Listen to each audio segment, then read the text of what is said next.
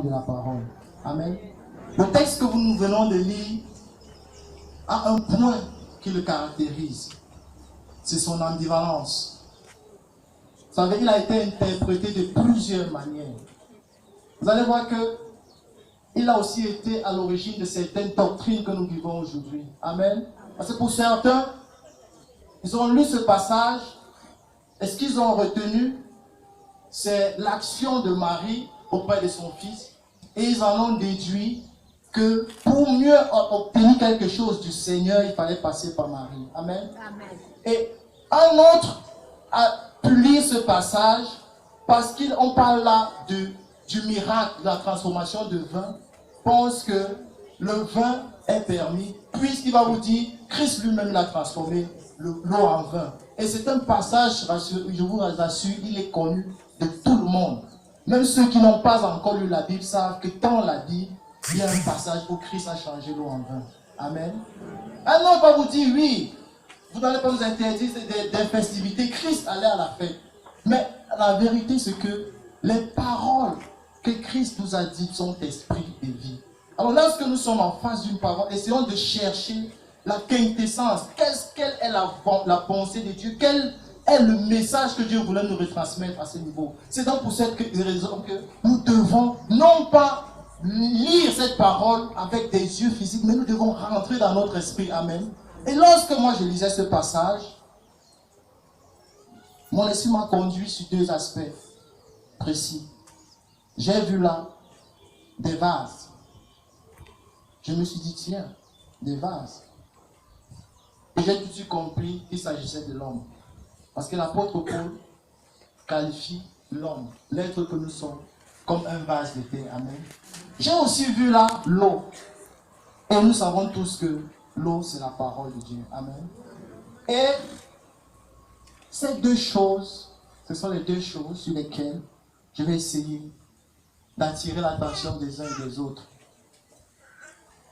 Le livre de Jean dit au commencement était la parole. La parole était avec Dieu, la parole était Dieu. Bien-aimé, il n'y a rien que tu puisses faire sans la parole de Dieu. Alléluia.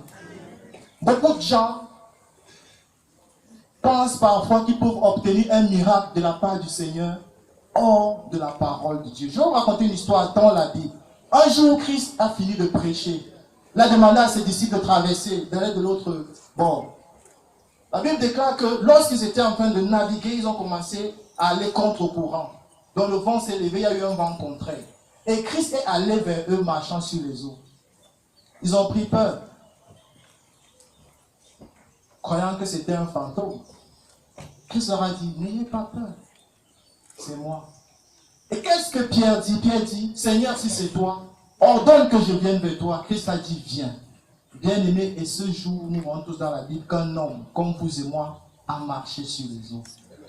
La vérité, c'est que Pierre n'a pas marché sur les eaux, Pierre a marché sur la parole de Dieu. Amen. Si quelqu'un veut vivre le miracle, mon frère, ma soeur, marche et tiens-toi sur la parole de Dieu. Parce que rien, mais alors rien n'est possible en dehors de la parole de Dieu. Amen. Vous allez voir ici, la Bible déclare qu'il y avait là des vases qui étaient aux deux tiers.